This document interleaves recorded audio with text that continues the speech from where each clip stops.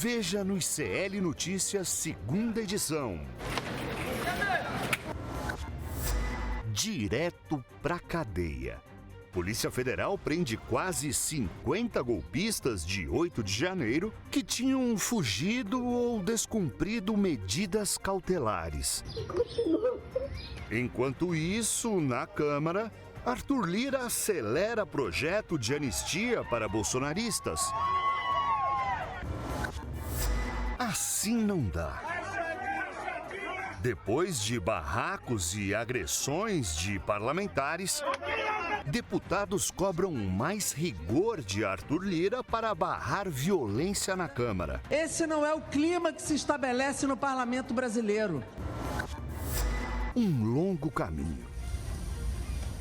Na quarta visita ao Rio Grande do Sul, castigado pelas enchentes, Lula anuncia novas medidas e pede que ministros divulguem ações que já estão em andamento. Cada ministro ou ministra fale das coisas que eles estão anunciando.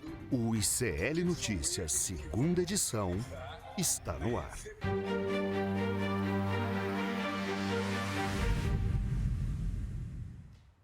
Olá, boa noite! Seja muito bem-vindo, seja muito bem-vindo. ICL Notícias, segunda edição, está no ar. Estamos diretamente nos estúdios ao vivaço, Chico. Boa! Com esse ao vivaço, boa noite! Boa noite! Boa noite, boa noite. Você fez o André Graziano agora, Fiz. Mas eu estava aqui, a nossa abertura hoje foi diferente, com uma voz diferente. Foi diferente hoje, o PH, né? Paulo Henrique Mota. É uma nossa voz. Com um estilo mais bossa nova, eu diria. É, mais romântico, né? Gostei. O nosso locutor Oliveira Júnior está de férias, então hoje a gente foi aqui presenteado, brindado com a voz do PH. Aproveita, Oliveira, aproveita. Isso, Oliveira. Muito bem, hoje temos muitos assuntos aqui para tratar ao longo do programa. A gente vai conversar com o advogado Marcelo Uchoa sobre essa operação, né, do bolsonarismo para tentar articular uma anistia ao ex-presidente Jair Bolsonaro. Está tudo sendo encaminhado para isso, mas a gente vai entender se isso realmente pode acontecer, as questões jurídicas, as implicações jurídicas em relação a isso. Chico Sá, o que você acha? Olha, vão tentar de tudo. Eu acho que os próximos meses essa operação vai esquentar e o Arthur Lira só tem mais 6 meses. Ele vai tentar entregar alguma coisa, algum agrado ao bolsonarismo.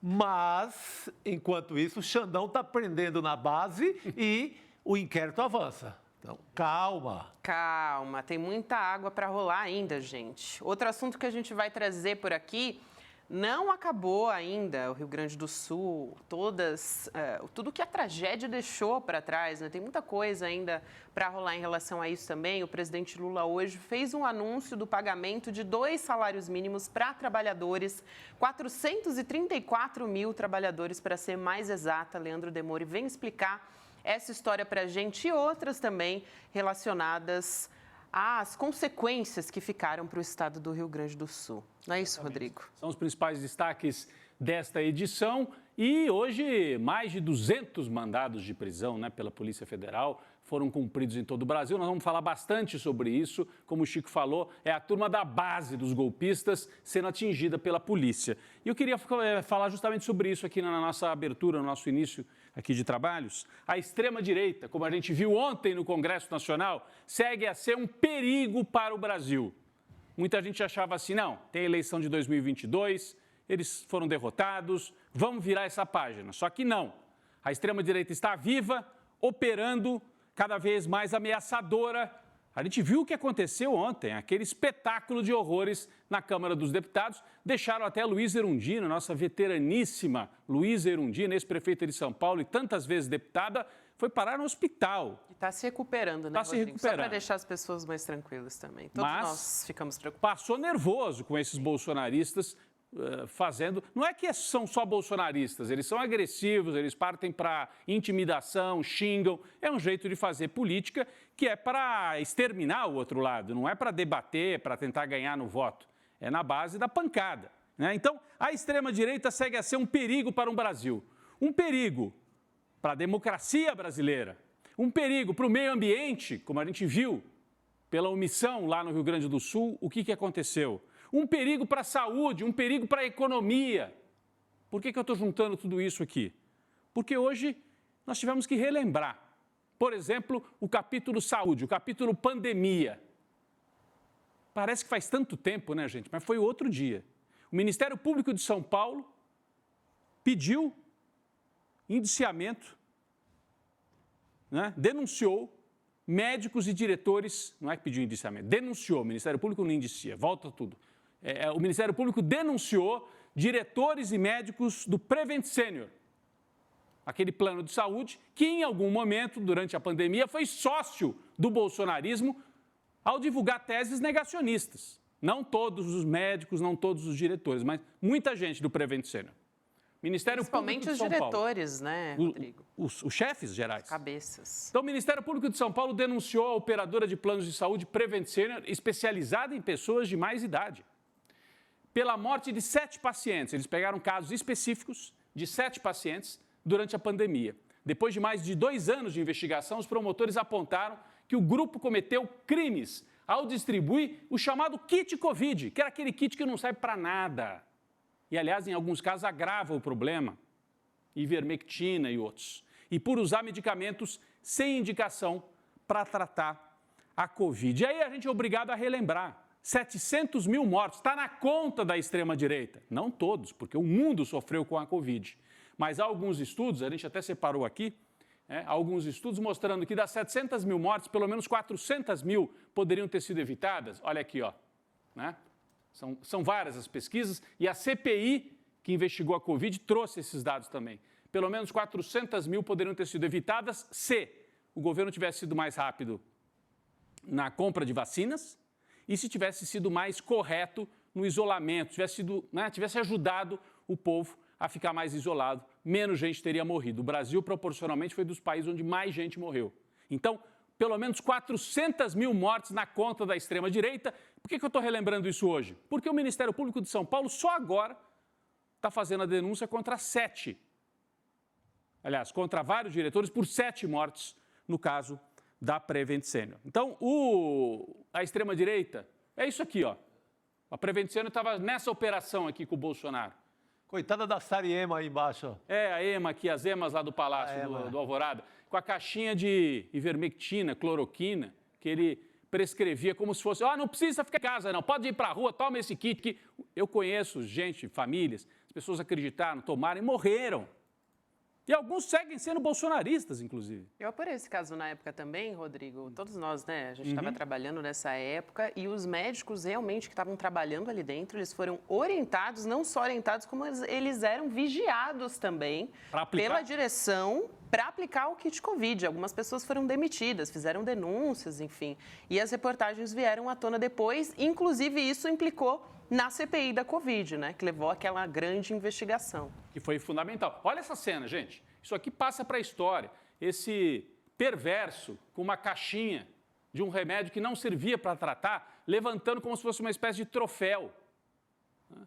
Parece o Jim Jones mesmo, né? Aquele que levou à morte de centenas de pessoas nos Estados Unidos, aquele pastor que levou ao suicídio. E as pessoas enlouquecidas. Impressionante, né? Mas foi outro dia. A extrema-direita faz mal para a saúde e mata. Então, nós estamos relembrando porque hoje o Ministério Público de São Paulo ofereceu denúncia contra os diretores da Prevent Senior que embarcaram nesta loucura do Jair Bolsonaro. O Bolsonaro não foi o único, hein? O prefeito lá de Porto Alegre, Sebastião Melo, fez campanha para a prefeitura em 2020 usando esse discurso de que ficar em casa é bobagem, tomem o kit Covid, pode ir todo mundo para a rua, isso é coisa de esquerdista, dizia o Sebastião Melo, contra a Manuela Dávila. Olha esse aqui. Parte da campanha dele foi nesse nível.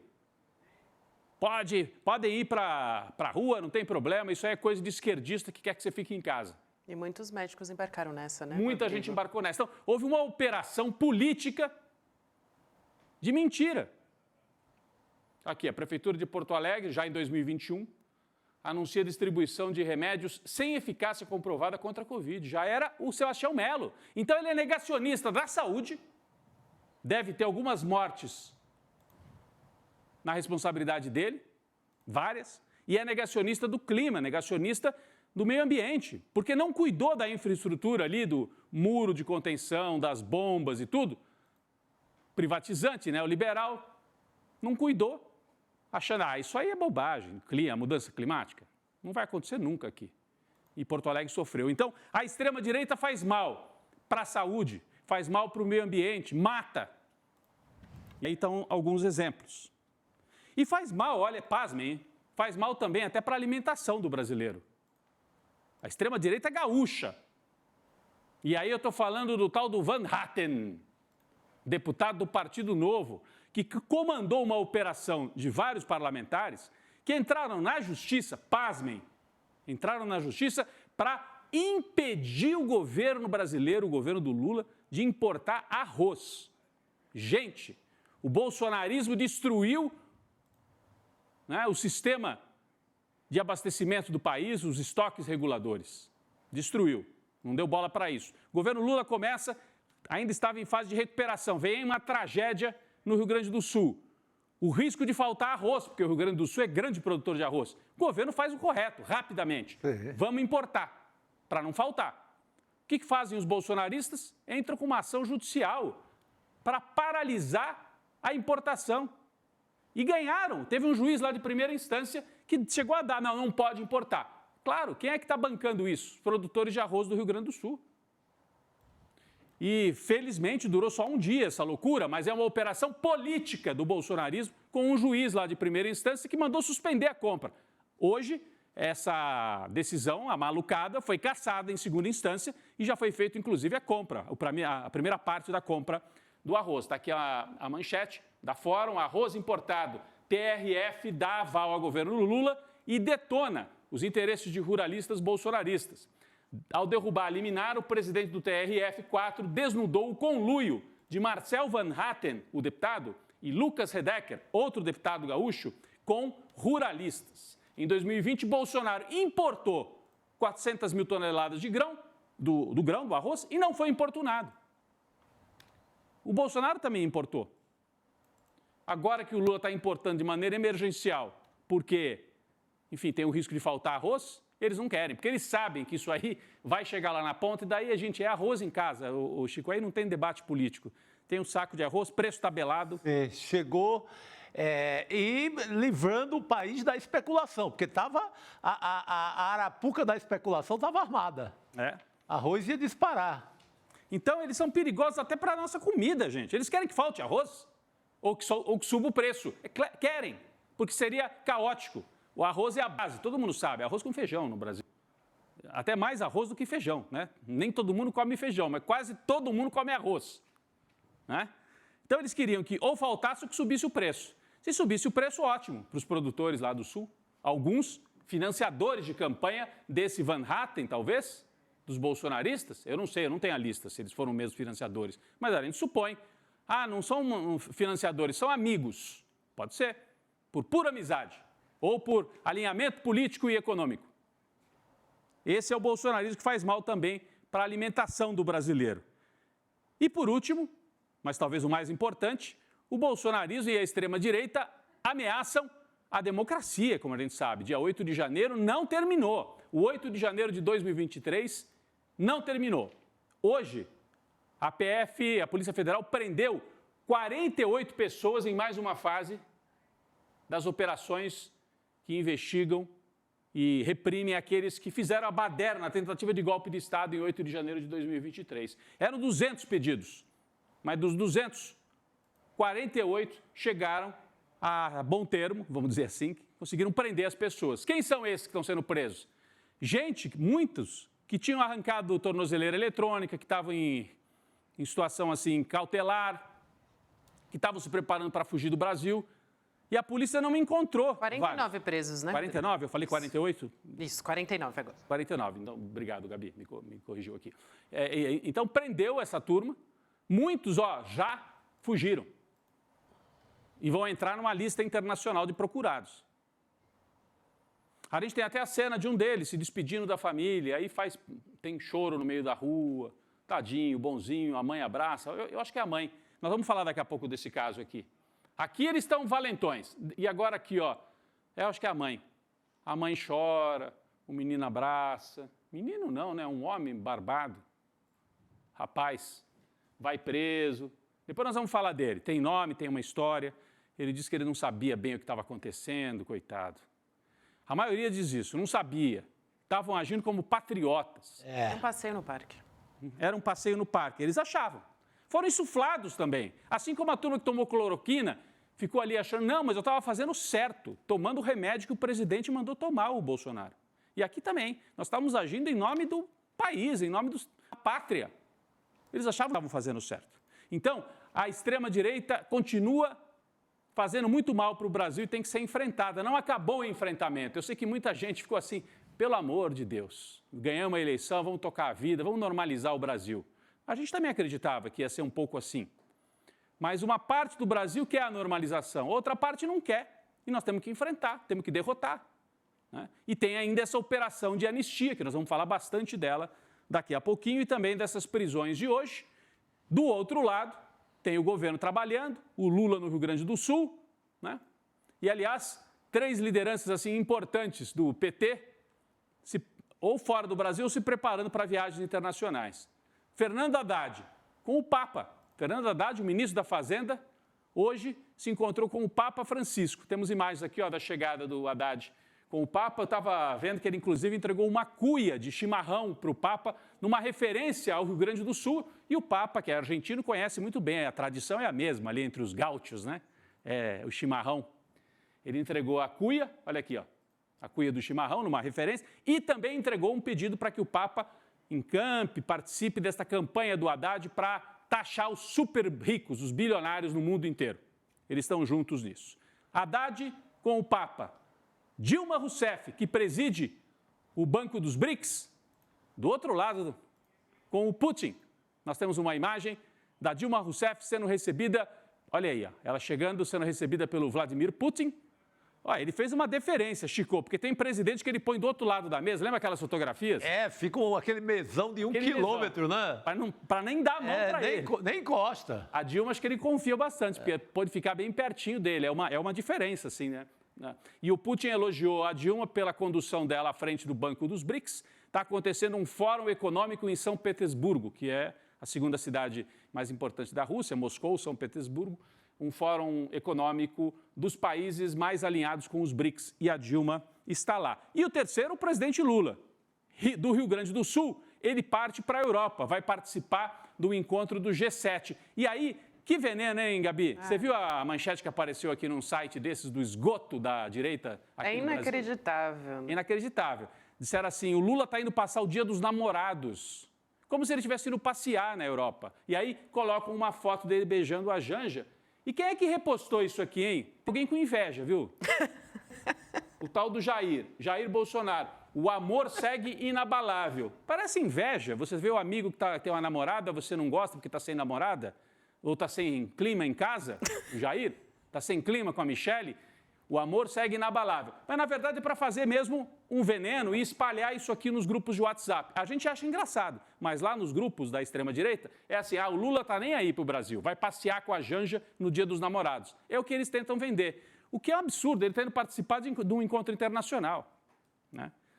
Na Europa. Mas é para ver o nível em que se dá o debate ou o embate político no Brasil. Daqui a pouco a gente vai falar mais um pouquinho sobre isso também e sobre esses episódios envolvendo a extrema-direita e as prisões, né, que aconteceram nesta quinta-feira. Gabi? Vamos falar sobre isso agora, né? Já? Nesse momento. Muito bem. Viva o amor, viva o amor. O amor segue inabalável. Viva o amor presidencial, o amor comum, qualquer tipo de amor. Aí, agora, a manchete aqui, é do site... Olha não acredito que colocaram essa foto. Meu Deus do céu. Olha, eu acho que a nossa equipe, ela tenta todos os dias derrubar a gente ao vivo. Pelo amor de Deus. Essa aqui é aquela foto em que a Michele, o Bolsonaro vai dar um beijo aqui daquele meio forçado, né? E ela olha para o lado, assim, tipo, aqui você vai querer me beijar mesmo? Socorro. Socorro, me tirem daqui. E agora a manchete do antagonista, do site, que a gente mostrou aqui antes, você viu, né? Meu Deus! Não pode ser esse vídeo. Para com isso, meu Deus. Esse é o vídeo. Oh, meu Deus. Como é que eu sigo agora? O amor segue inabalável, só que não, no caso aqui, desse casal, do ex-casal. Vamos aqui, seguir.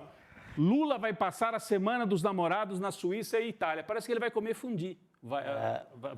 É uma lua de mel, praticamente, lua de mel. segundo a extrema-direita. Gente, é a reunião do G7. Não, mas eles esquecem qualquer noticiário e vão em cima disso, que é com a intenção muito declarada de fazer ali a farra da tiozada, dos tiozões do Zap. Zap. Né? É para alimentar essa história. E a figura da Janja irrita muito a extrema-direita. Irrita. E então é perfeito para eles usar o Lula aí, ó, embasbacado com essa moça, e aí, em vez de cuidar do Brasil, vai namorar.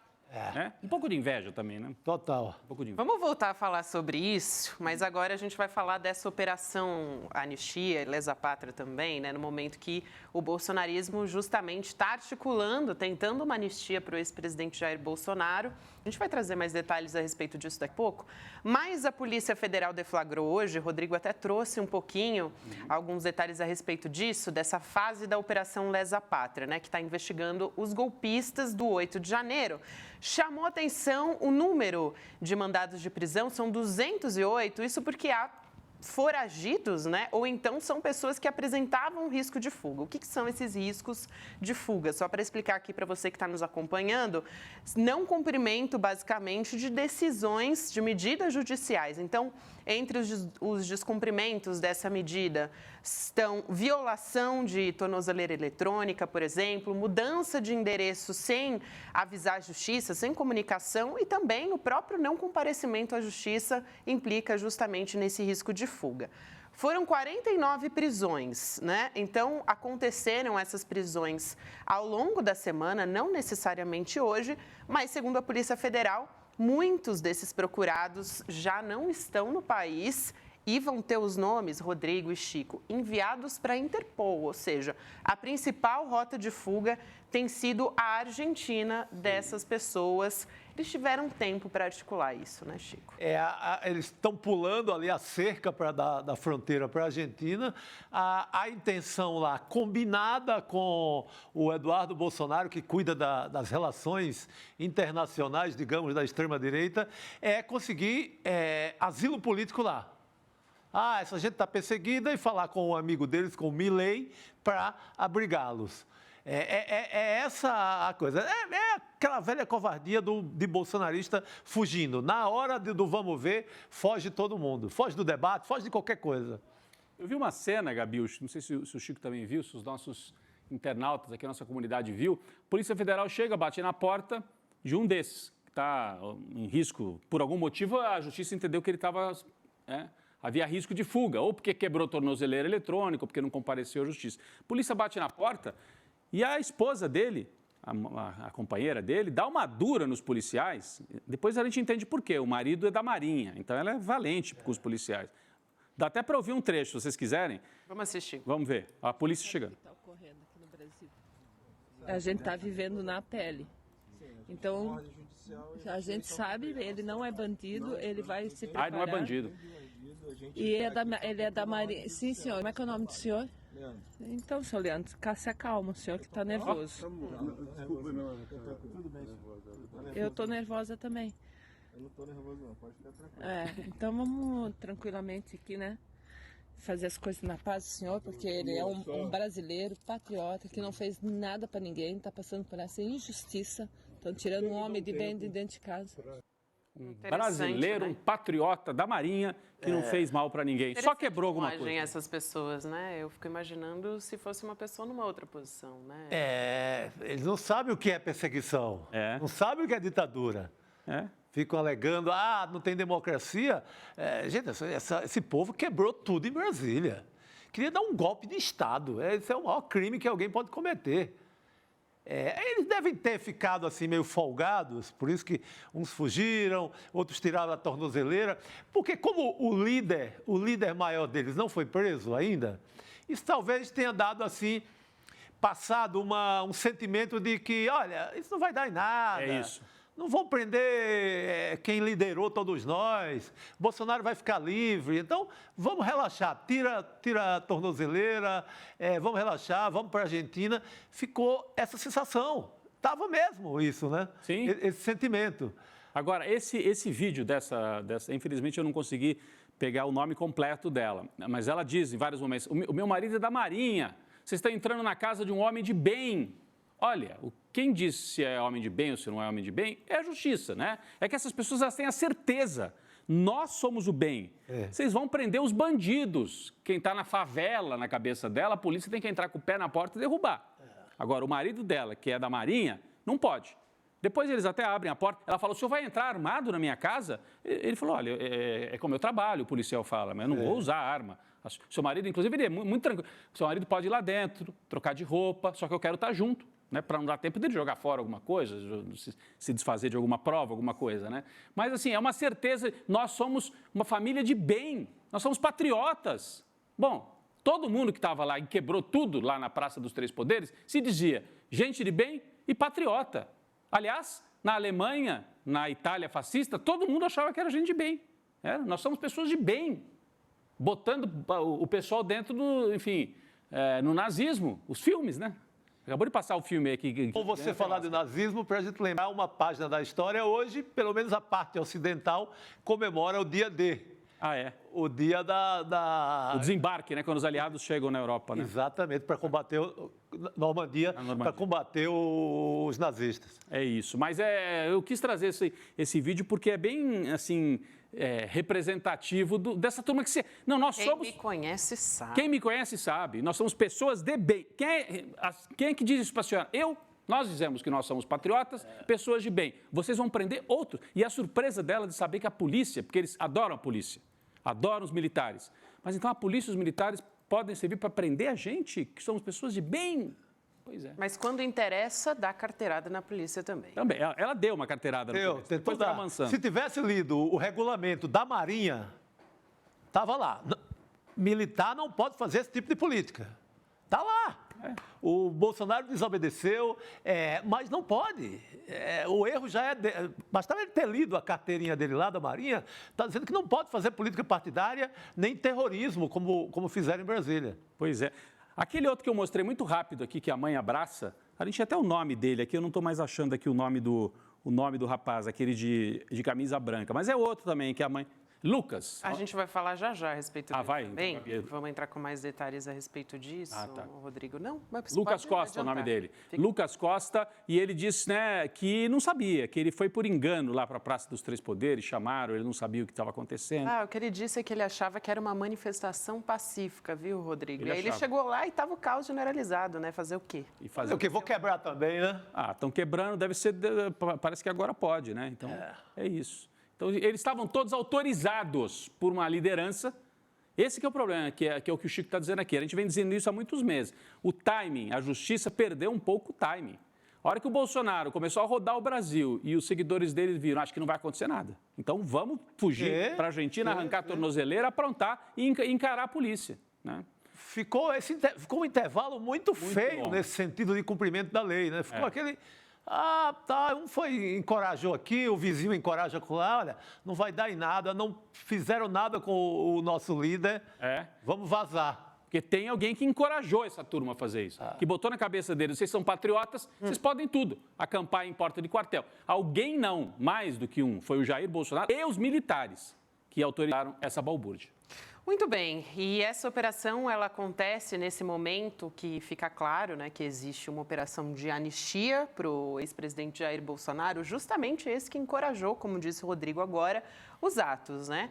Essa estratégia envolve tanto o Congresso como o lobby também junto ao Tribunal Superior Eleitoral. Lembrando que daqui a pouco, em 2026, quem vai estar presidindo o TSE é o Cássio Nunes Marques. Então, a gente ainda tem a dupla indicada por Bolsonaro compondo o TSE em 2026, nas próximas eleições presidenciais. Ontem, a CCJ da Câmara nomeou também o deputado Rodrigo Valadares para relatar um projeto de lei de anistia. O Valadares disse em entrevista para a Folha o seguinte, que não é o momento certo, não é o momento de colocar Bolsonaro no projeto, ou seja, é um projeto para anistiar só os presos do 8 de janeiro, são esses que a gente está falando da Operação Lesa Pátria. Só que aí o deputado também disse, para fazer o seu parecer, que ele vai procurar os ministros do Supremo Tribunal Federal. E aí ele completou o seguinte, vou abrir aspas aqui, tá, para a fala dele. Quando chegar um momento oportuno, espero ser um agente para trabalhar nesse sentido, para que ele, Bolsonaro, possa se tornar elegível para 2026, porque ele é o nosso pré-candidato em 2026. Está claro e límpido, né? Recado direto. O recado está dado, Chico. Operação na estrada. Já está rodando. Né? Operação que pode passar, inclusive, pelo Arthur Lira também, né? Ele que fez ali uma reunião de líderes, ressuscitou, colocou urgência num projeto de lei do Adidamus, né, de 2016, que tem um artigo, o artigo 3, que diz o seguinte, né? Diz um inciso do artigo 3, na verdade. Somente será considerada para fins de homologação judicial a colaboração premiada se o acusado ou o indiciado estiver respondendo em liberdade ao processo. A gente está vendo aí justamente o trecho aí do artigo 3º que a nossa produção preparou a arte. Ou seja, isso poderia, em tese, tentar melar a delação do Mauro Cid. Mas a gente já falou a respeito disso, tem outras provas que estão compondo essa investigação. Mas assim, então são dois elementos, né? O projeto de anistia, relatado por esse deputado que a Gabi mostrou aí na tela, né? Que diz que o candidato dele é o Bolsonaro, então é a anistia que por enquanto não é para o Bolsonaro,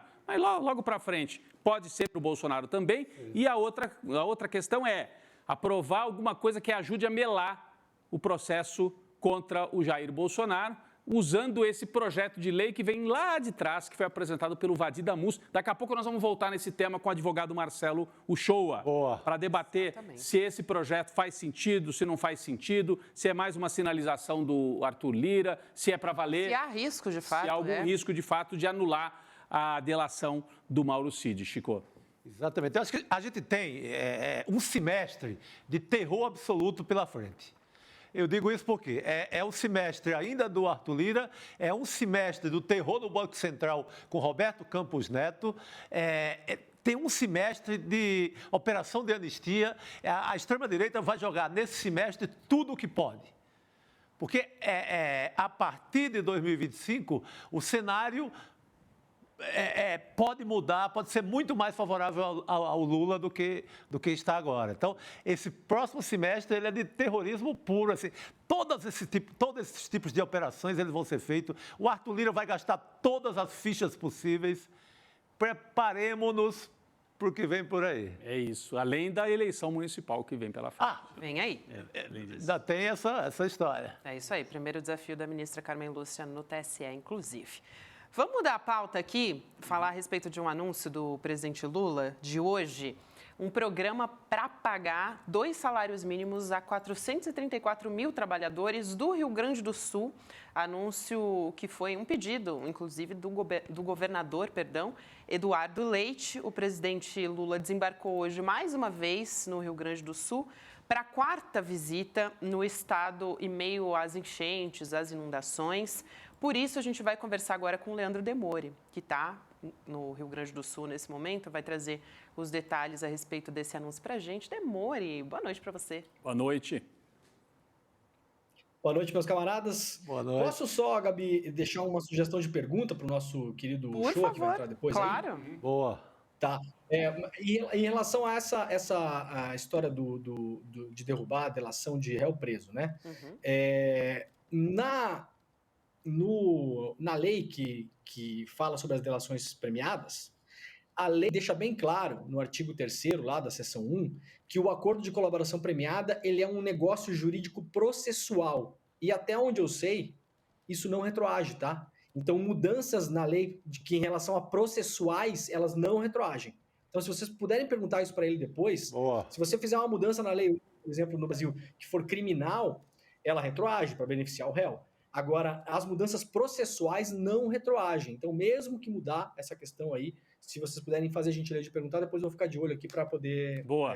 Essa é uma dúvida nossa mesmo. Muito bom. Tem essa tese, pode retroagir para beneficiar o réu, mas depende, né? Se é criminal, se é processual, é uma ótima pergunta. É isso aí. Com certeza. Vamos trazer aqui, Demore. Bom, o presidente Lula, ele conversou ali, né? Não, que é isso, Demore. Você manda aqui, que é isso, querido. Inclusive, só assim, voltando agora para o Rio Grande do Sul, já estou aqui anotadinha a tua pergunta.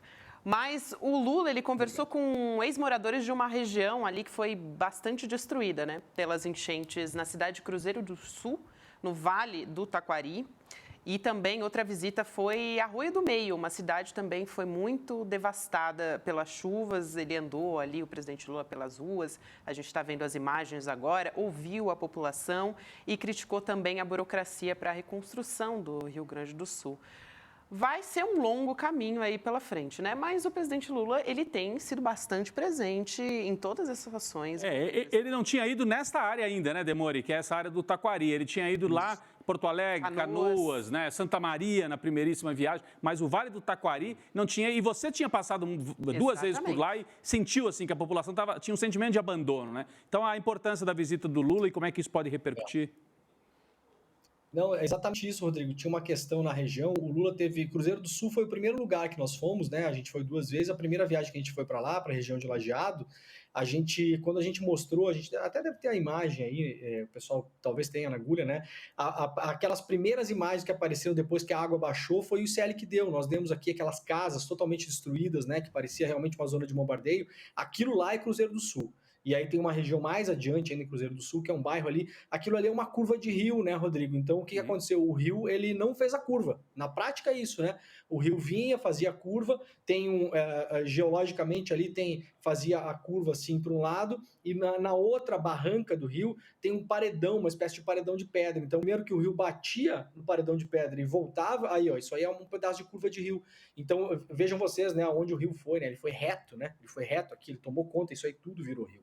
E aí tinha um sentimento de abandono, causado por uma série de situações, né? Já é uma região, assim, a gente falar um pouco disso é importante também, porque ajuda a explicar, né? Já é uma região fortemente de direita, historicamente de direita, né? Esses imigrantes alemães, italianos, eles são historicamente de direitas, apesar de ter aí no interior do Rio Grande do Sul, no interior de Santa Catarina, uma presença muito forte de movimentos sociais, como principalmente o MST e tal, mas aí, principalmente nos últimos anos, o pessoal foi mais para a direita ainda, muitos foram para a extrema direita. A primeira vez que eu ouvi, Rodrigo, da boca de alguém perguntando, assim, conversando, né, foi lá em 2016 ainda, cara. Uma pessoa me falou, eu sou bolsonarista. Eu demorei muito tempo para entender o que era aquilo, o que é ser bolsonarista, né? 2016 era uma coisa espantosa, assim, alguém se dizer bolsonarista, eu não entendia direito, né? Então a gente está falando desses lugares, tá? Então já há uma má vontade com o PT, histórica, não é de hoje. Segundo, os prefeitos locais de cidades atingidas também, e cidades não atingidas, ou cidades pouco atingidas, eles hoje em dia, se você for olhar no Instagram desses prefeitos, Chico, Gabi, Rodrigo, eles nem parecem políticos mais, cara. Eles parecem uns empresários, sabe? Assim, um empresário local que tá tocando ali uma empresa.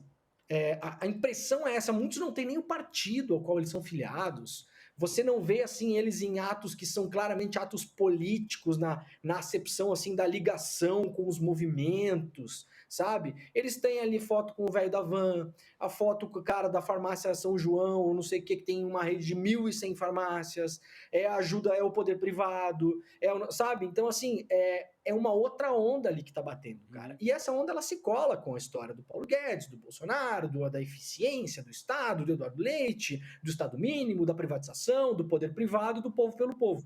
Então, isso estava prejudicando muito o governo. O governo não se fazia presente, até porque as primeiras medidas do governo federal, elas foram mais macro, digamos assim, né? Você lá manda a Defesa Civil, você manda um helicóptero do Exército, você congela a dívida do Rio Grande do Sul, mas a pessoa não sente isso na vida dela, no dia a dia. Não chega no bolso. Agora, essa semana, começou a chegar o auxílio de R$ 5.100. Essa nova medida, que vai pagar 2 salários, isso aí beneficia o trabalhador, beneficia as empresas também. Agora, é muito difícil furar essa bolha, Rodrigo, porque tem as rádios locais, você tem ali o WhatsApp que come solto, né? É um negócio impressionante mesmo, assim. E aí, só para vocês terem uma ideia, para fechar esse raciocínio, no último ou penúltimo dia que a gente estava lá, na segunda viagem que a gente fez, o prefeito de uma cidade chamada Mussum, que foi uma das mais atingidas, a gente fez inclusive várias entradas ao vivo de lá, né? Sim. Ele escreveu uma carta aberta ao presidente Lula, tá? E era uma carta aberta que começava assim, até mais mansa, né? Vamos deixar as diferenças ideológicas de lado, não sei o quê. E o resto da carta toda era pau, né? Era assim, era pau. Vamos deixar a diferença de lado desde que você desapareça, Lula, né? Isso, exatamente. E essa carta, Rodrigo, ela era lida nas rádios locais umas 800 vezes por dia. A gente botava no rádio, trocava de emissora, estavam lá lendo a carta. O que isso passa para a população? Passa para a população, mesmo que não seja dito diretamente, que o Lula não foi para lá, que o governo federal não existe, que é o povo pelo povo, que quem vai reconstruir Mussum é a Havan. Entendeu? Então, isso é um problema mesmo. O Lula vai tentando furar isso. A gente fez uma entrevista aqui com o Márcio França, umas 2 semanas atrás, mostrando, né, que tem aquele programa do governo que as empresas já podem acessar empréstimo e o governo vai pagar 40% do empréstimo. O governo também vai tentar fazer inserções nas rádios locais ou colocar o Márcio França para falar para essas rádios pequenas do interior. Então, é um trabalho difícil de fazer porque o antipetismo ele ainda é muito forte nessas regiões e como a gente vê no Brasil hoje em dia e nos Estados Unidos isso já está quantificado em pesquisa, inclusive, né? As pessoas elas são apresentadas, por exemplo, ao baixíssimo nível de desemprego dos Estados Unidos, mas elas continuam acreditando que o desemprego é histórico. Elas são apresentadas ao PIB crescendo, mas elas continuam acreditando que o PIB que os Estados Unidos está falindo. Então a gente realmente está falando com muita gente que está vivendo numa realidade paralela. E o Lula sabe disso, né, Demore? Tanto que ele pediu que os ministros dele divulguem mais as ações do governo. A gente tem, inclusive, essa fala do presidente Lula. Vamos assistir, a gente volta a falar. Vamos ver. Nesse momento histórico que nós estamos vivendo, eu não posso deixar de garantir que cada ministro ou ministra fale das coisas que eles estão anunciando, porque são eles que vão fiscalizar a execução das coisas que eles anunciaram. Portanto, eles sabem que eu vou cobrar deles cada palavra que eles falaram aqui. E eles sabem que vocês vão cobrar de mim cada palavra que eu falar. Isso vai ao encontro do que estava dizendo o Demore. Tem também a fala do presidente Lula a respeito da burocracia. Vamos aproveitar e assistir mais esse vídeo do presidente Lula que a gente tem aqui. Ô, gente, eu estou agora lançando o PAC para tentar liberar dinheiro para as prefeituras, para enfrentar enchentes, para enfrentar desbarrancamento. E é inacreditável a quantidade de coisas que foram assinadas em 2008, 2009, 2010, 2012, 2013 pela Dilma e que não foi utilizado um centavo. E por que não foi? Porque não basta a gente anunciar, é preciso criar as condições para aquele dinheiro ser executado. Porque muitas vezes pode ser erro do prefeito na elaboração do projeto, muitas vezes pode ser erro do governador, mas muitas vezes pode ser erro da burocracia como um todo. Erro da burocracia, Chico. Boa.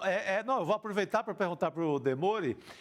No início, quando o Lula anunciou essa ajuda de R$ 5.100, né, para as famílias reconstruírem suas vidas e tal, algumas prefeituras estavam fazendo corpo mole ali, não estavam divulgando, nem fazendo o listão das famílias, porque... Até na capital, o Sebastião Mello deixou de fazer. Até em Porto Alegre, não é só no interiorzão.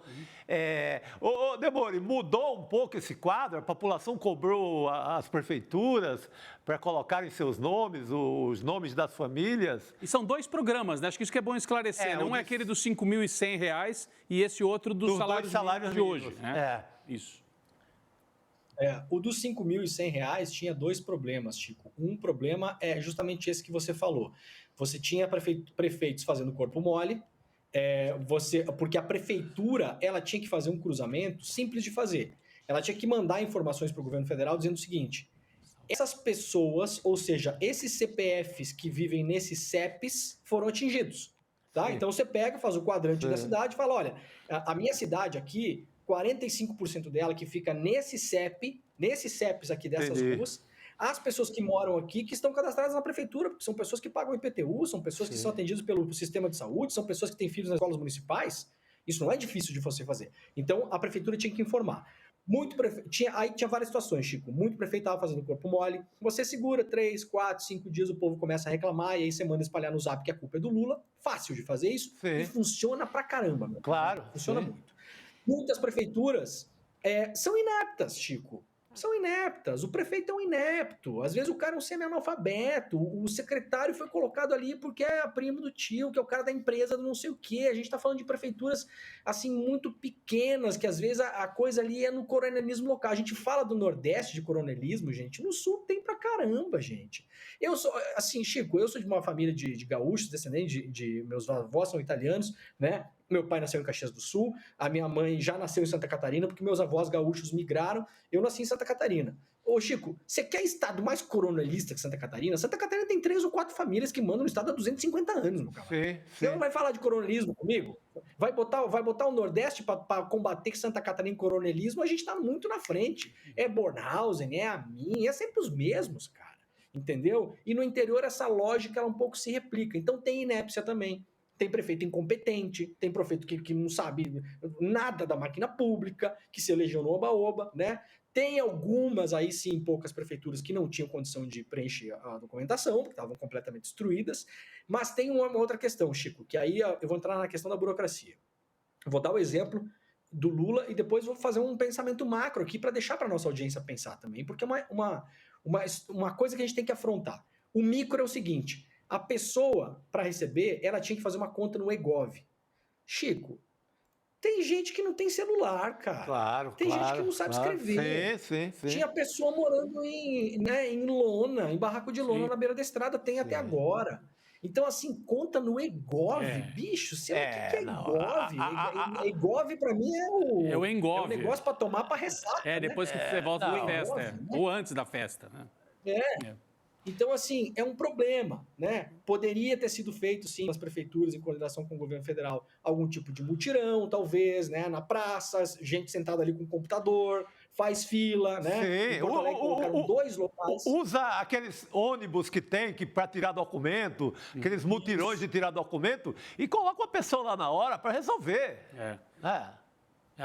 A burocracia, a gente quer dizer só o papel, né? Aliás, hoje não é nada no papel, é no computador. A burocracia, às vezes, é dentro da internet, né? Quem já passou por isso na hora de fazer, às vezes, alguma declaração, você vai, não volta. Então, imagina o povo que está sem casa ainda. Mas nessa situação é muito Gabi. Mais difícil, né? Demora e... A gente se embanana, né, cara? A gente tem que ficar entrando no Google para procurar onde é que é o link dentro do eGov, que pega o IR do não sei o quê. Tem o eGov, tem o ECAC, tem o não sei, é uma zona. Né? Vamos combinar, cara? Né? E aí, agora tem uma outra coisa, Rodrigo, que é uma coisa, né, e Chico e Gabi. É o seguinte, nós tivemos no Brasil, nos últimos anos, uma epidemia, tá? De burocracia. Por quê? A paranoia da anticorrupção. Ela causou uma epidemia de papel e instância e assina. Tem prefeito hoje, de boa fé, que tem medo de assinar o papel, cara. Se você for conversar com os prefeitos, muitas vezes, o cara vai falar, bicho, eu nem sei se eu assino isso aqui, cara. Se não vai me dar problema, se o Tribunal de Contas não vai pegar, se o Ministério Público não vem para cima de mim, porque tem que ter, o documento é 3 instâncias, 5 papel, é 25 coisas que tem que fazer, é um calhamaço. Então, isso é uma coisa que a sociedade brasileira em algum momento vai ter que enfrentar. Só que é difícil fazer esse debate, porque o que vão falar? Então você é a favor da corrupção. Não é isso, gente. Estado hiperburocratizado, ele deixa o Estado mais lento, mais ineficiente, o que eu posso imaginar que seja projeto, inclusive, né? Para você deixar o Estado mais ineficiente, e aí as coisas realmente não acontecem. Então, realmente tem um problema aí, o Lula identificou muito bem. Ô, Demori, tem uma história que eu queria aproveitar para trazer aqui com você, que o Rodrigo até falou na abertura dele. A gente está falando aqui da viagem do presidente Lula até o Rio Grande do Sul, né? Para ver como é que está a situação por lá. Tem uma matéria do Antagonista, olha só, você que está só me ouvindo, é o momento de você olhar para a tela agora para você ver a manchete.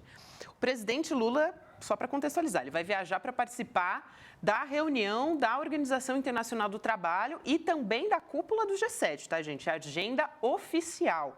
Só que o Antagonista está dizendo que para passar a semana do Dia dos Namorados, né, dos namorados, em Genebra. E está dizendo também até que a Suíça é, pasmem, o 29º país mais visitado por Lula.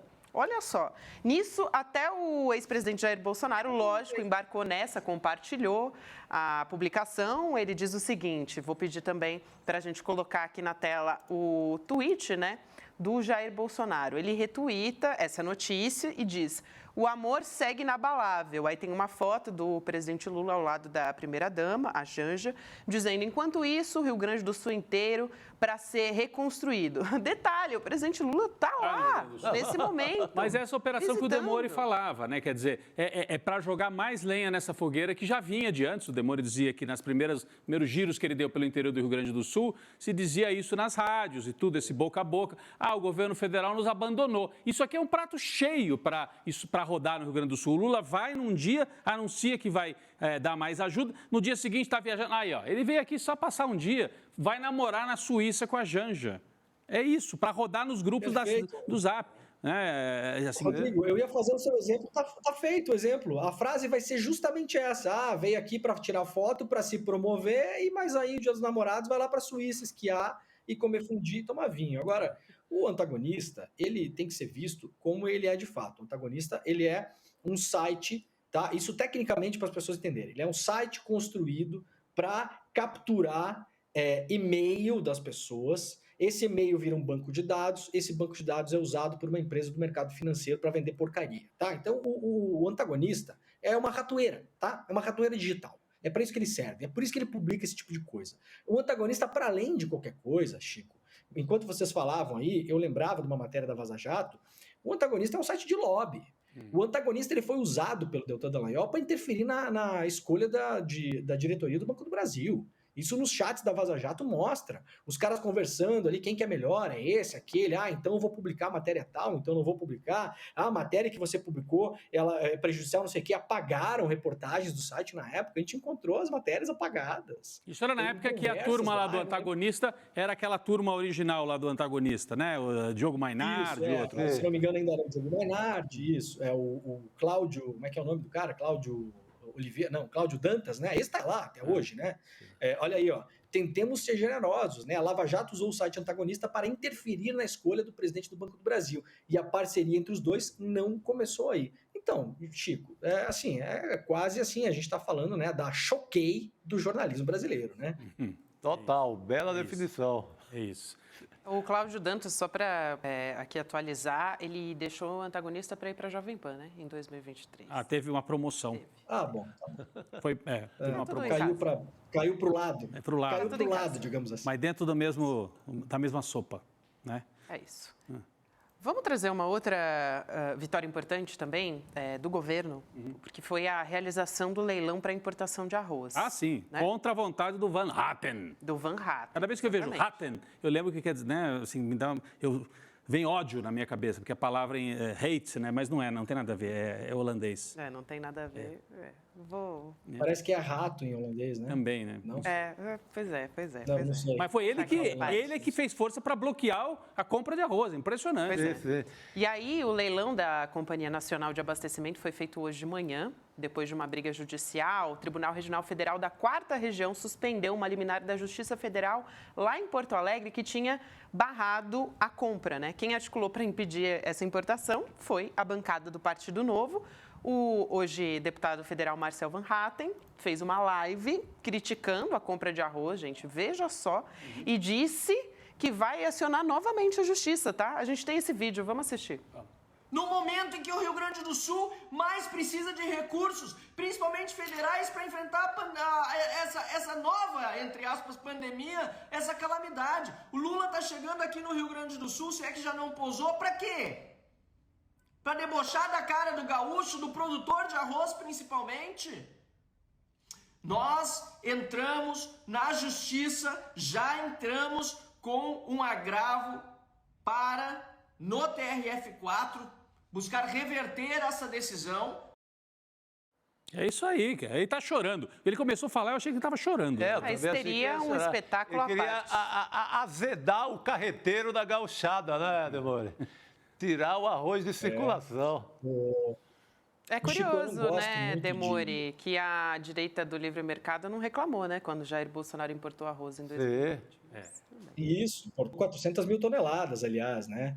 Mas eu não gosto muito, eu queria falar uma coisa bem objetiva para a gente entender também, né, para informar as pessoas, mas eu não gosto muito de tripudiar do Marcel Van Hatten porque é um idoso, né? Então, assim, a gente tem que respeitar também a idade das pessoas. Agora, gente, o principal é o seguinte: os arrozeiros, tá, do Rio Grande do Sul, eles falaram que colheram 80% da safra antes da enchente. Tá? O Rodrigo tá rindo ainda, mas é sério. Eu sei.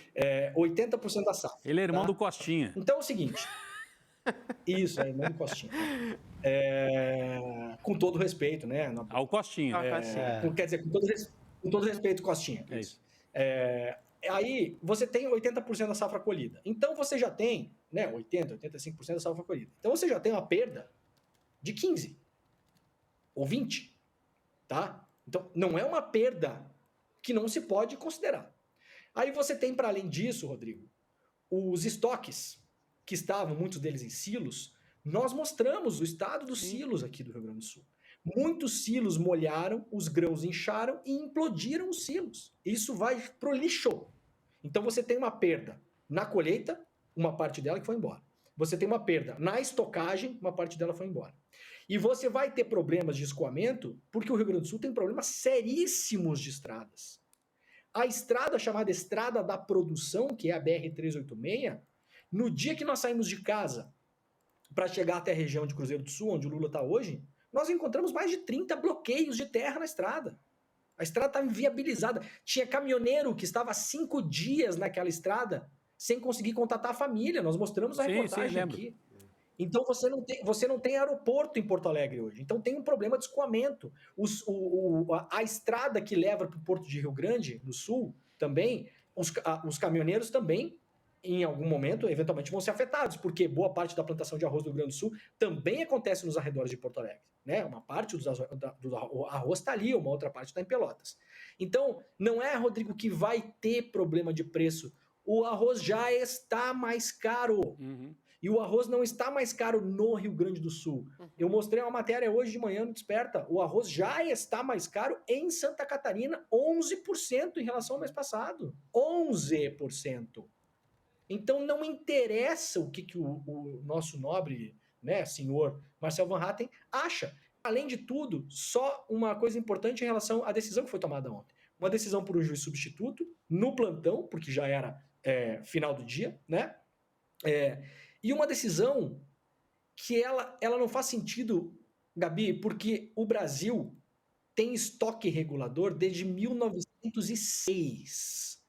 O estoque regulador no Brasil foi criado para proteger plantador de café, tá? Foi criado para proteger elite, viu, Marcel Van Hatten? O estoque no regulador do Brasil foi criado para proteger elite, lá em 1906. Depois, em vários momentos, foi um estoque importante. O Michel Temer e depois o Bolsonaro acabaram com o estoque regulador. O estoque regulador não precisa, o Estado brasileiro, dar nenhuma justificativa. Ele é completamente legal. O governo brasileiro pode comprar grão de onde quiser, o quanto quiser e formar os seus estoques reguladores. Opa, tá muito caro o arroz no Brasil, então o governo vai colocar arroz no mercado para ficar mais barato. O governo sabe como que o governo faz isso em outra instância? Com o dólar. O Brasil tem uma reserva de dólares que nada mais é do que um estoque regulador de dólares. Se o dólar fica mais caro, o Estado brasileiro pode jogar dólar no mercado, você aumenta a oferta de dólares e baixa o preço. Assim, o Marcel Van Hatten é contra que as pessoas possam comer arroz barato? É isso? Eu não entendi exatamente. A proposta é essa. A proposta é essa, que suba o preço e favoreça os produtores. Provavelmente gente que banca a campanha dele, não sei. Eu estou aqui supondo. Opa. Não sei se é um crime também bancar a campanha dele, mas, enfim, alguma coisa. É um interesse importante saber, né? Eu queria saber. Por que ele está tão empenhado nisso, né? Se a gente não sabe, mas que tem muita gente do agro que financiou, por exemplo, atos do 8 de janeiro, isso a gente sabe. Agora, gente, a gente estava falando aqui, né, que em 2020 o Bolsonaro importou 400 mil toneladas de arroz para o Brasil com imposto de importação zero. A gente tem um vídeo aqui a respeito disso. Vamos assistir? Vamos. Então, uma das providências tomadas foi, em comum acordo ali, o Paulo Guedes e a Tereza Cristina, né? O Brasil vai importar 400 mil toneladas de arroz sem o imposto de importação. A questão da inflação, cesta básica, conversei com a ministra Tereza Cristina, já tem uma semana, excepcional ministra. Ela está chegando no Brasil, sei quantas mil toneladas de arroz tivemos que importar. Vai dar uma diminuída um pouquinho no preço. É isso. O que mudou? Ele não sabia nem o que estava acontecendo, como sempre, mas vai chegar um arroz aí. Vai chegar um arroz aí, que eu mandei aí falar com a não sei quem, né? Não sei quantas toneladas ele falou. Impressionante. Né? Mas é isso. Agora, eu sempre fico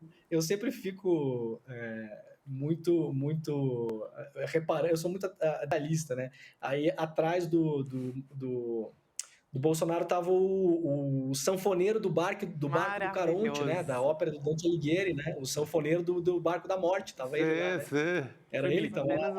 E foi ministro dele? Não. O sanfoneiro? Tem o ministro sanfoneiro. O sanfoneiro foi secretário de uma coisa. Foi da Embratur. É isso ali. É ele sim. Isso. Foi olha ele ali. Olha ele ali. É isso.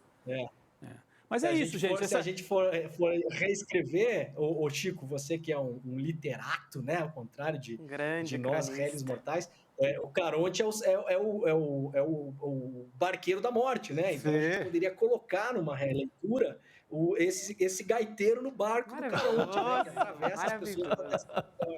Isso é ótimo. Né? Perfeito, é o personagem. Isso, anota aí, Chico, no seu caderninho aí. Leandro Demore, essa foi sensacional. Não, mas assim, só para deixar, o Demore acabou de falar, importar estoque regulador, isso é coisa banal. Isso. Sempre teve, né? Não tem nada a ver com governo de esquerda, assim, governos liberais fazem importação de comida. E como disse o Demore, deu um exemplo ótimo, quer dizer, o Brasil tem estoque regulador de dólar. As famosas reservas cambiais. O vídeo é didático, né? O vídeo do Bolsonaro é didático para a gente entender. Agora, tem mais um assunto aqui que o Demore vai explicar para a gente, né? Ainda sobre Rio Grande do Sul. Só que mudando aqui um pouco a pauta, porque a concessionária do aeroporto, o Salgado Filho, não quer arcar com os gastos da reconstrução no terminal. A gente tem conversado a respeito disso no ICED Notícias. Demore vem estudando bastante esse assunto. O CEO da Fraport Brasil, André Apal, você me disse se está correta essa pronúncia, tá, Demore?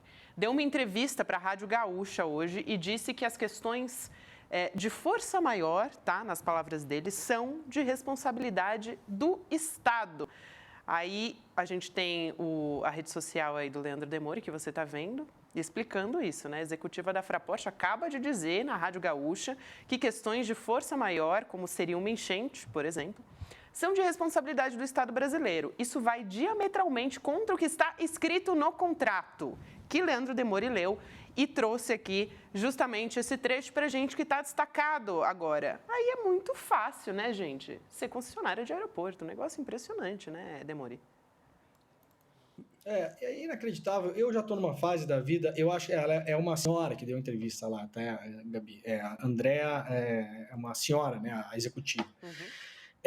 Essa entrevista, a gente pode dizer tranquilamente, tá, gente? Essa entrevista só aconteceu por conta do trabalho do ICL. Eu acompanhei a entrevista hoje de manhã, inclusive, né? Ela foi uma entrevista de contenção de danos, tá, Gabi? A gente, assim, vocês são testemunha de que na primeira semana da cobertura da enchente, eu elogiei muito vocalmente o trabalho da Rádio Gaúcha aqui. Não falei isso, não falei várias vezes. Inclusive. Falou que no factual eles iam bem. No factual eles vão bem, né? Põe repórter na rua, entrevista as pessoas e mostra o que está acontecendo, né?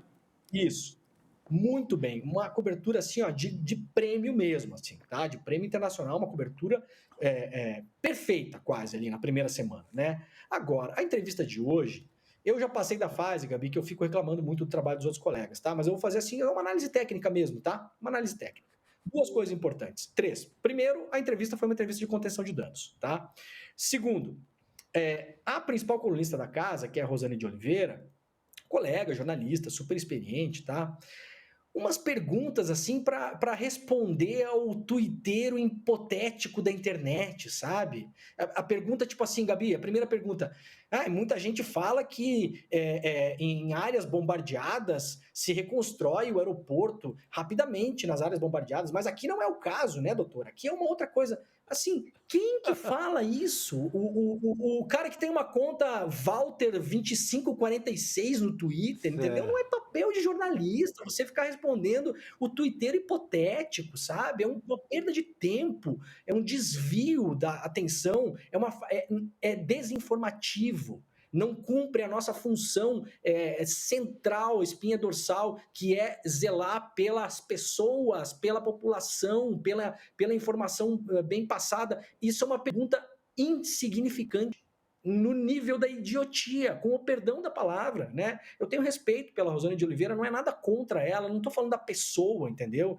E uma outra coisa que me incomodou na entrevista, Gabi, ninguém leu um trecho do contrato. É básico, né? A gente está discutindo um contrato. Não é o que eu acho, não é o que o tuiteiro Valtinho 26 Otaku acha. É um contrato, gente, sabe? E o contrato desmente, Demore, o contrato desmente o que a executiva disse no ar para a rádio, porque ela está dizendo o seguinte, né? Motivo de força maior, choveu muito, alagou tudo e não tem o que fazer. O contrato não diz isso, né? Pelo que nós botamos aí no ar trechos do contrato que você postou no seu Twitter, ao contrário da Rádio Gaúcha, que não trouxe o contrato. Explica pra gente, então. Não, a gente colocou, inclusive, eu fiz uns 3 despertas sobre isso já. Tem um corte meu, o Gabi, de 9 minutos. Eu li o contrato inteiro no ar com as pessoas, tá? Então, assim, eu não tô dizendo... Rodrigo, eu não sou da CGU, eu não sou do Ministério Público de Contas. Olha aqui, ó, o contrato. A concessionária, a Fraport, ela assinou isso aqui. Tenho plena consciência da natureza e extensão dos riscos por mim assumidos no contrato. Levei os riscos em conta na hora da assinatura. Conheço a situação geológica do aeroporto. E o contrato aqui, ó, ocorrência de eventos de força maior ou caso fortuito, quando a sua cobertura seja aceita por instituições seguradoras no mercado brasileiro, isso é responsabilidade da concessionária. Dos riscos da concessionária. Gente, pelo amor de Deus, eu vou ler aqui, ó, para não me parece que tenha margem para interpretação, gente. Dos riscos da concessionária. Ponto. Não tem margem. Isso pode ser debatido na justiça, pode ser debatido no TCU, pode ser... Agora, assim, me parece que é o mínimo você pegar o contrato e ler os trechos para ela, porque ela respondeu aquilo e ficou sem réplica. Entendeu? Passou em branco. O poder que concede, que é o Estado, no caso a ANAC, ele só é responsável por questões como ditas de força maior ou caso fortuito, em casos onde não se possa assegurar o bem.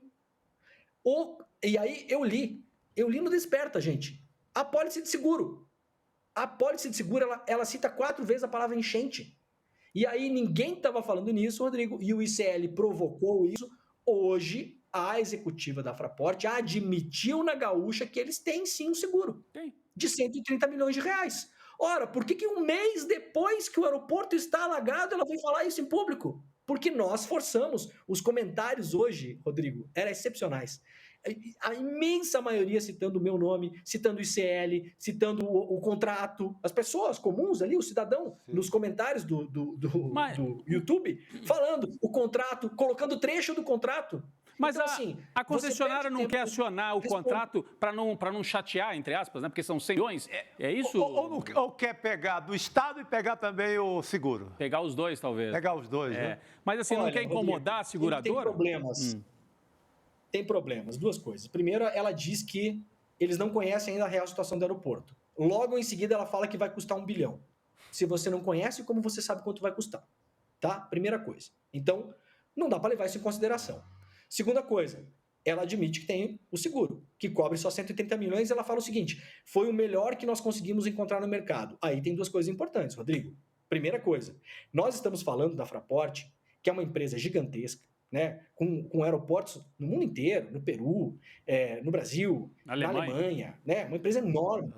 E ela 30% dela é do estado de Hesse, que é onde fica a região de Frankfurt. E uma outra parte grande é de uma empresa financeira, de um investidor, de um fundo financeiro, e o resto são ações free float que estão na bolsa. Tá? A seguradora é a Schub Seguros, que é uma subsidiária da ACE. A ACE é uma das maiores seguradoras do mundo. Nós estamos falando então, Rodrigo, não é assim, as pessoas fazem a comparação assim, mas o meu carro também enchente não cobre. Gente, nós estamos falando de empresas que os executivos rodam entre si, que há interesses intrinsecamente ligados economicamente. Nós estamos falando do Clube do Trilhão, meus camaradas. É o Clube do Trilhão. A gente está falando de uma das maiores seguradoras do mundo. tá? Não é assim, não é o seu Fiat, o seu Tempra Turbo 96, entendeu? É isso. É uma outra coisa aqui, né, Rodrigo? Então, assim, e outra, como é que funciona, Rodrigo? Seguro, como é que é? Você chega lá e fala assim, eu quero segurar um negócio aqui. Tá, quanto que cobre? Isso aqui cobre 50 milhões. Não, mas 50 milhões é meio pouco. Não, tudo bem, a gente pode cobrir mais, mas custa mais caro o seguro. Claro. Tudo bem? Tá, tudo bem. Né? Então, assim, poderia ter comprado um seguro mais caro para segurar o resto. E aí, para fechar, pelo entendimento do contrato, isso que os órgãos públicos se debatam depois, né? Pelo que eu estou sabendo, não tem um interesse muito grande também do ministério aí que controla a ANAC, que é o senhor Alexandre Silveira, tá? Não tem, tá na mão dos republicanos. A ANAC hoje, ela é uma agência que, em boa medida, está na mão desses grandes concessionários, porque a ANAC só controla um aeroporto no Brasil hoje, Rodrigo, só o Santos Dumont. Todos os outros são concessões, todos de empresas privadas, a imensa maioria delas estrangeiras. Olha aí. A ANAC hoje está muito feliz com parte da diretoria da ANAC, porque eu sei que está muito feliz. Opa, se não está. As empresas aéreas estão muito felizes, como a ANAC vê o setor aéreo no Brasil. Opa, se não é feliz. Então não tem um interesse muito grande em mexer com essa história, tá? Nós vamos continuar apurando. Aliás, amanhã eu tenho mais um encontro. Estou em Brasília hoje, ao contrário da fake news que a senhora Gabriela Varela falou no início do programa que eu estou no Rio Grande do Sul. Não estou. Tá? Eu fui induzida ao erro. Calúnia. Gabi, vamos tentar entender. A gente está tentando entender o contrato para que o governo brasileiro não tenha que colocar 1 bilhão na mão de uma empresa multibilionária alemã que vem para cá pegar o nosso dinheiro. Eu considero isso um despautério e o que eu puder fazer para não tirar o meu dinheiro do bolso, para botar no bolso dessas pessoas, eu vou fazer aqui fazendo o nosso jornalismo. É isso aí, Leandro Demori. Obrigada por bem, hoje. garoto. Amanhã, então, se você tiver qualquer novidade, volta aqui e a gente volta a conversar. A gente está bem de olho nisso, Leandro Demori. Maravilha. Tá bem de olho nisso. Valeu, Demori. Obrigada, querido. Valeu. A gente continua aqui. Obrigado, queridos. Valeu. Boa noite. A gente continua aqui, mas agora voltando para o assunto da Operação Anistia Bolsonaro, né, gente? A CCJ da Câmara apontou um relator, já contei essa história para você, para esse projeto de anistia para os presos do 8 de janeiro. E o plano parece ser incluir pressão também sobre o Tribunal Superior Eleitoral, que em 2026 vai ser presidido pelo Cássio Nunes Marques, que foi indicado ao Supremo Tribunal Federal pelo ex-presidente Jair Bolsonaro, né? A gente vai falar a respeito disso com o Marcelo Uchoa, que é advogado. E para entender, na verdade, eu vou dar boa noite para o doutor Marcelo, que está chegando aqui para conversar com a gente, e já vou perguntar para ele qual a chance dessa operação de fato dar certo e se é possível reverter a inelegibilidade de Bolsonaro no TSE. Boa noite, doutor. Boa noite. Boa noite. Boa noite, Gabi. Boa noite, Rodrigo. Boa noite, Chico, meu conterrâneo cratense, uma terra maravilhosa que já começou aqui os festejos juninos. Uma satisfação participar do ICL Notícias. Eu estava aqui no bastidor, Gabi, Rodrigo e Chico, e louco para entrar. Eu acho que como a audiência do programa inteiro, todo mundo querendo participar do debate. Olha, eu vou dizer o seguinte, Gabi, a possibilidade de ter uma anistia para o Bolsonaro é zero. Por que haveria uma anistia ao Bolsonaro? É importante saber que essa estratégia golpista ela teve um roteiro. Ela começou com as ameaças ao Estado Democrático de Direito feitas pelo próprio Bolsonaro. Ele começou com aquele entusiasmo todo à frente dos quartéis que o Bolsonaro jamais condenou, muito pelo contrário, estimulou. Ele teve eventos durante o mês de dezembro que prenunciaram o que viria a acontecer em janeiro, que foi aquela tentativa de invasão da Polícia Federal, depois aquele atentado à bomba, e no dia 8 de janeiro de 2023, aquela tentativa, de fato, em massa, de destruir os três poderes para que as Forças Armadas viessem a público e implantassem um golpe de Estado. Isto não sou eu que estou dizendo, são os fatos que nós conhecemos. Agora, se você quer testemunha, tem as testemunhas que já falaram no caso, teve a delação do Mauro Cid, tem a minuta de golpe, tem aquele secretário de estadual que era ministro, depois passou a ser secretário estadual e que foi para os Estados Unidos. Anderson Então, Torres. por que vai haver? E por que haveria mesmo uma anistia ao Bolsonaro, Rodrigo? Me diga aí. Não interessa se é o ministro Cássio Nunes ou se é o ministro ABXYZ. O interesse é o seguinte, é que se ele foi o principal responsável pela ação, ele vai pagar. Não tem anistia para isso. Agora, que há uma operação política, aí eu queria a tua análise, o Marcelo Shoa é professor de Direito, mas é também um observador da cena política, então ele tem a capacidade jurídica e política, né? A gente observa que esse discurso vem crescendo, então tem já um nome, um deputado que deu uma entrevista hoje para a Folha de São Paulo, né, Gabi, você trouxe mais cedo esse deputado, ele diz, não, veja bem, essa anistia, eu sou relator de um projeto para anistiar a turma que teve lá da base, quebrando as coisas, do 8 de janeiro, o Bolsonaro não entra por enquanto. Por enquanto. Mas mais para frente nós podemos ver. Então tem uma operação política. Você acha que tem assim como dar consequência a isso? Ou no Supremo Tribunal Federal isso seria barrado, mesmo que no Congresso avance de alguma maneira? Não, isso aí seria barrado no Supremo com toda certeza. Agora sim, Rodrigo. Claro que há uma operação política. Na verdade, para fazer o que eles fizeram, eles tinham certeza que ganhariam a eleição, nem que fosse na marra. Usando mesmo como usaram a máquina, fazendo assédio nas igrejas, fazendo assédio no campo de trabalho, utilizando a Polícia Rodoviária Federal, ou então através de um golpe de Estado, ou então através de uma anistia, porque não é possível que alguém de um mínimo noção das coisas fizesse tudo isso sem achar que sairia impune. Há uma operação realmente já desde lá atrás, o próprio Mourão é o propositor do projeto de lei de anistia, que é muito sutil, porque ele tenta dizer que a anistia não é contra a abolição do Estado Democrático, é para os crimes da abolição do Estado Democrático de Direito e o pleno funcionamento dos poderes, mas ele não pegaria o dano ao patrimônio público. Mas olha só, as pessoas não foram apenas jogar uma pedra na vidraça do Palácio do Planalto, eles foram em massa para criar uma situação de que as Forças Armadas fossem implantar um golpe de Estado. Então, o objetivo do projeto de lei do Mourão é completamente esvaziado. Ele querer dizer que fica fora o dano, não, que o dano foi o menor. O dano maior teria sido se de fato tivesse concretizado o golpe, porque nós estaríamos aí com uma intervenção militar, nós estaríamos com o Bolsonaro, certamente o golpista outorgando, baixando atos institucionais, outorgando constituições do jeito que queria. Não.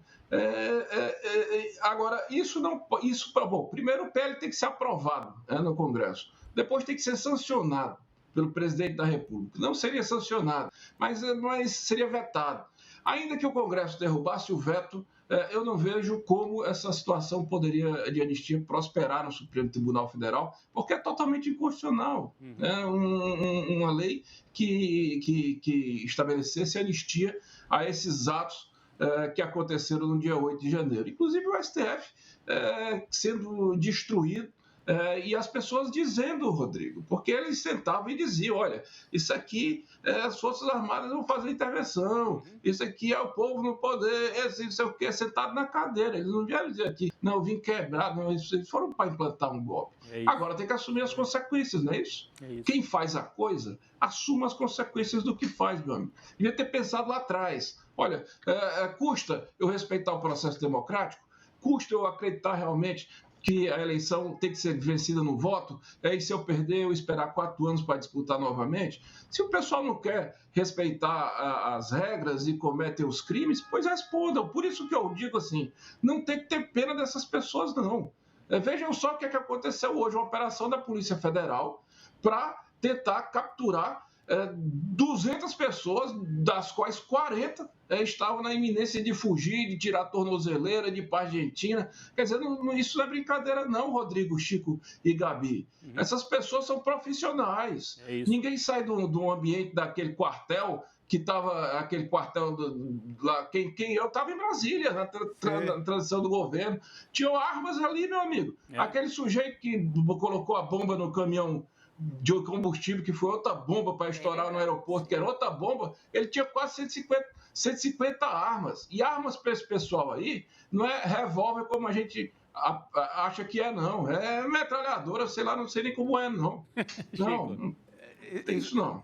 Muito bem, Marcelo, muito boa a tua explicação, teu relato. Não, a gente tinha, inclusive, uma turma que sabotou torres de energia. Não é uma operação, não é uma operação do coitadinho que veio no ônibus e que a mãe ficou chorando em casa. Não é isso que ele está falando. Falando de um golpe de Estado muito bem orquestrado. Agora, Marcelo, não seria essa demora, por exemplo, na prisão do Bolsonaro por conta do golpe, que estaria deixando essa turma toda da base muito folgada, muito à vontade para tirar a tornozeleira, para ir embora para a Argentina, para ir fazer um churrasco lá na fronteira?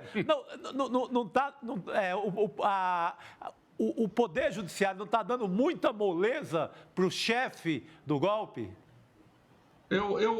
Eu acho que há uma tolerância demasiada com a questão da prisão do Bolsonaro pelo fato de ele ser alguém que ainda tem uma popularidade muito grande, significativa, não dá para a gente negar. Porque se fosse outra pessoa já estaria preso. O motivo ele tem dado, porque aquele ato paulista, ele inclusive revezou com pessoas com as quais ele não podia ter contato, num ato de insulto à justiça brasileira. Depois ele repetiu aquilo ali. Então ele dormiu na embaixada, 2 vezes, dormiu na embaixada da Hungria. Exato. Então, assim, eu não entendo por que o Bolsonaro não está, pelo menos, com a tornozeleira na perna dele, porque se fosse outra pessoa estaria. E isso aí, Chico, me preocupa, porque as pessoas realmente sentem aquele cheirinho de impunidade, né? Aquela sensação de que vai apaziguar, que no Brasil as coisas acabam dessa maneira, mas não pode acabar, porque o que se tentou foi muito grave. O Bolsonaro o Bolsonaro, como líder do bolsonarismo, ele é a própria falência da política. Veja só, essas pessoas, eu acho até que chamar de extrema-direita é errado, porque você tem a esquerda, o centro e a direita que dialogam, divergem e disputam questões políticas e ideológicas, mas esse pessoal não quer discutir nada. Esse pessoal só quer complicar, só quer acabar com o ambiente saudável, só quer destruir a harmonia social. Então, assim, o Bolsonaro é uma pessoa mesmo, honestamente, a democracia não foi feita para pessoas desse jeito. Se ele tivesse lá atrás saído algemado do Congresso Nacional, quando ele fez apologia ao torturador da presidenta Dilma, como ele disse, né? Isso não tinha nada acontecido, nada disso. Porque aí você ser de direita é uma coisa, você ser um paspalhão é outra coisa muito diferente. Ontem a gente viu o show de horrores na Câmara dos Deputados. Os filhotes. Deputados, eu não consegui assistir, Rodrigo, a CPI dos atos golpistas, porque era tanto xingamento, era tanto misoginia, era tanta brutalidade, virulência, que aquilo ali virou uma coisa horrorosa. É lamentável ver que o Congresso Nacional do Brasil se reduziu a uma coisa tão pequena como este deputado que vocês mostraram aí, rato, não sei o quê, esse jovem senhor, que agora quer que as pessoas paguem mais caro pelo arroz. Quer dizer, é o pensamento contrário. Eu queria trazer também uma pergunta do Leandro Demori, aqui, ele que estava conversando com a gente até agora, ele endereçou uma pergunta para o senhor e aí a gente vai entregar aqui. Ele estava falando sobre derrubar a delação de réu que está preso, né? Então, na lei, ele estava explicando aqui, sobre as delações premiadas, a lei deixa no artigo 3º, se eu não me engano, que ele explicou para a gente, muito claro que é um negócio jurídico processual e, portanto, não retroage. Se fizer uma mudança na lei criminal, retroage, então, e atinge diretamente o réu. como a gente está falando aqui do 8 de janeiro, justamente a gente queria perguntar... Tem a ver com o projeto do Vadir Damus, acho que tem a ver com isso. Exatamente. É o projeto do Vadir Damus, que foi ressuscitado aí pelo Arthur Lira, né, Gabi? De 2016, 2016. né, projeto. Só para completar a sua... Eu escutei. Você escutou, então vamos, a sua resposta. Eu escutei. Se for aprovado esse projeto de lei, poderia retroagir para beneficiar e cancelar a delação do Mauro Cid, o Shoa? Por exemplo. Olha, o Demore perguntou e ele mesmo já explicou do ponto de vista técnico. A própria lei diz que é um negócio, a delação, a colaboração premiada é um negócio jurídico processual. Isso está na lei que a cria. Então, assim, se a Constituição diz que a lei penal não retroagirá, salvo-se em benefício do réu, nós não estamos no caso da retroatividade de uma lei penal, nós estamos no caso de uma lei processual. Portanto, a lei processual ela vale daqui para frente. Agora, eu quero explicar para aquela pessoa que não quer entender de forma técnica, mas quer entender o assunto. Olha só, qual é o objetivo da coisa? É que a lei penal, se ela for piorada, ou se ela for alterada, ela só pode ser aplicada para aquela pessoa que está sofrendo já as consequências de uma lei, se for para beneficiar a situação dele, né? Eu quero saber, Rodrigo, em que, se por acaso se entender que há uma retroatividade nisso aí, que não vai haver, mas se por acaso entender, em que é que isso beneficia o Mauro Cid? Porque o Mauro Cid, pelo que eu entendi, ele foi beneficiado por colaborar. Então, assim, se você voltar atrás, ele vai perder o prêmio, é isso? Então, assim, que lógica tem um negócio desse, meu amigo? Então, assim, é esdrúxulo do ponto de vista jurídico, é esdrúxulo do ponto de vista do raciocínio mais mediano que uma pessoa pode ter. Não há possibilidade disso, né? Além de ser um negócio processual, não ser matéria penal, se voltasse atrás, só prejudicaria, né? E não beneficiaria. Agora, se você quer beneficiar o Bolsonaro, aí é outra coisa. Mas muito diferente. Mas o Bolsonaro não está preso, está solto. Nós estamos falando do Mauro Cid. Eu não sei quem inventa essas coisas, rapaz. Eu fico impressionado. É o tal de Arthur Lira. Criatividade tal de Arthur Lira que inventou nesse momento. Está fazendo o papel dele, né? Mas a justiça também ela é preparada para lidar com essa turma que acha que sabe muito. Funciona assim. Ele está fazendo, Marcelo, um jogo político, né? Como falamos aqui, um jogo político para fazer um agrado ao Bolsonaro, um gesto. Mas ele sabe que isso não vai vingar. Não vai, rapaz. Olha só, vamos beneficiar o Mauro Cid, então vamos tirar a colaboração, ele perde o prêmio. Que benefício é esse, meu amigo? Isso tem sentido um negócio desse? Isso é ridículo. Doutor Marcelo Shoa, muito obrigada pela sua presença aqui. Foi excelente a conversa. Muito bom. Né? Muito didática aqui para a gente entender e falando, né, gente? Falando diretamente, que é como a gente gosta. Sem enrolação. Sem enrolação. Obrigada, doutor. Papo reto. Obrigado, Gabi, Rodrigo, o Chico. Um grande abraço para a audiência do ICL. Abração. Nossa e da nossa audiência também. A gente continua por aqui, agora trazendo informação. Agora há pouco a gente estava falando do Rio Grande do Sul, né, Rodrigo, Chico? A gente tem o último debate do ciclo Clima e Catástrofe.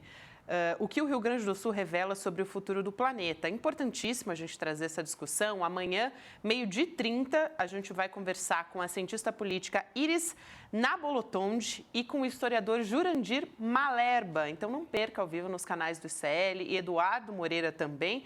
É muito importante a gente manter essa pauta, essa discussão, porque a população do Rio Grande do Sul continua sendo diretamente afetada, enfrentando todas essas dificuldades. E isso, claro, pode ainda piorar nas próximas semanas, então essa discussão tem que continuar. Muito bem, gente. Vocês estão sabendo que estão faltando 50 dias para os Jogos Olímpicos? Paris. De Paris? Sim, estou sabendo. Eu sei porque hoje eu fiz uma tarefa de casa com a minha filha. Eu achei que era porque você estava treinando algum esporte olímpico. Tá por dentro.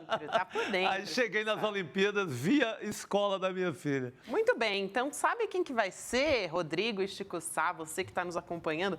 Um dos palestrantes lá do Despertar Empreendedor, que é o primeiro grande evento presencial do ICL na semana que vem, a Joana Maranhão, tá? Opa, maravilhosa. Essa tem tudo a ver atleta. com os esportes olímpicos, por isso que a gente fez esse gancho aqui, porque a Joana nadadora, Maranhão é né? nadadora, ela foi nadadora, né? Foi atleta olímpica também.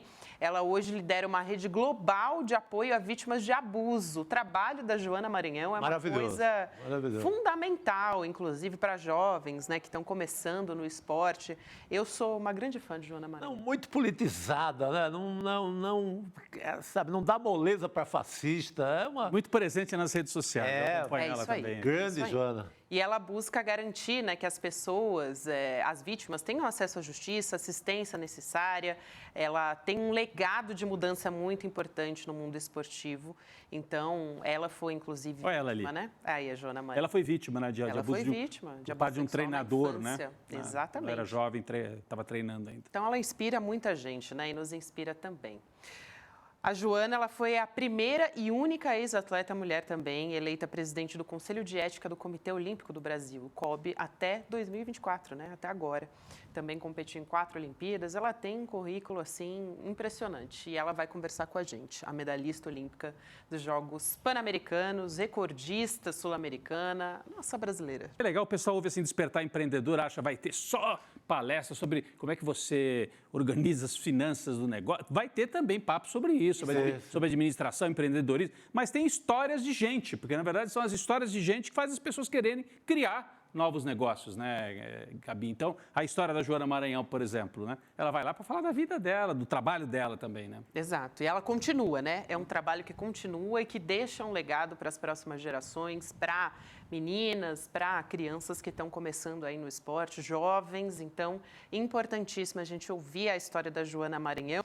Se você quer saber como é que faz para participar, ainda dá tempo, todos os ingressos, né? A maioria, na verdade, dos ingressos já está esgotado. Então, fica de olho, porque está chegando ao final, gente. Para você conseguir garantir seu ingresso no Espaço Vibra, aqui em São Paulo, entre os dias 14, 15 e 16 de junho, faltam só 8 dias, portanto, você tem que acessar o link que está aqui embaixo, despertar2024.com.br, para garantir o seu ingresso e poder ter contato não só com a Joana, mas com todos os nossos palestrantes. Olha só, gente, tem Eduardo Moreira, tem o nosso CEO, Rafael Donatello, tem Fernando Haddad, né, ministro da Fazenda, tem o Felipe Neto também, grande influenciador, enfim, é realmente, olha, muita gente bacana. Tem de todas as áreas, cultura, o do negócio, do que vai abrir a padaria. Comunicação. Comunicação. Economia, a Débora Maganha é quem vai dar o recado pra gente. Então, eu já vou puxar aqui. Vamos assistir. Olá, eu sou a Débora Maganha e eu tenho um convite muito especial para fazer para vocês. No dia 14, 15 e 16 de junho, vai rolar o Despertar Empreendedor, que promete redefinir os conceitos de empreendedorismo no Brasil. O evento vai acontecer no Vibra São Paulo, a maior casa de shows do país. Eu vou estar lá e a gente vai se encontrar. Se você ainda não garantiu seu ingresso, tá na hora, hein? Entre em despertar2024.com.br e garanta seu ingresso. Então é isso, não dá para ficar de fora. A gente se vê no Despertar, eu já tô contando os dias. Isso aí, gente. Despertar2024.com.br para poder ir atrás do seu ingresso. Tá acabando, depois não vai falar que a gente não te avisou. Isso. Vamos nessa, gente? Vamos nessa. Amanhã a gente ainda tem CL Notícias segunda edição. Hoje é véspera de sexta, mas amanhã a gente vai estar aqui ainda com muita notícia para você. A partir das 7 horas da manhã tem Desperta com Leandro Demore e a gente vai estar de volta às 6 horas da noite. É isso aí. Então, boa noite, meus queridos. Boa noite. Boa noite. Gabi e todos que nos acompanhem todos. É isso aí. Até amanhã, gente. Amanhã. O que você vai fazer nos dias 14, 15 e 16 de junho? Mas por que você está me perguntando isso? Nesses dias vai rolar o Despertar Empreendedor, um evento para redefinir o conceito de empreendedorismo no Brasil. Eu sou João Paulo Pacífico e vou estar lá também, mas tem um monte de gente super incrível. O evento será no Vibra São Paulo, uma das maiores casas de eventos do Brasil. Se você ainda não garantiu o seu ingresso, corra que ainda dá tempo. No site despertar2024.com.br. Não fique de fora, bora se encontrar no Despertar?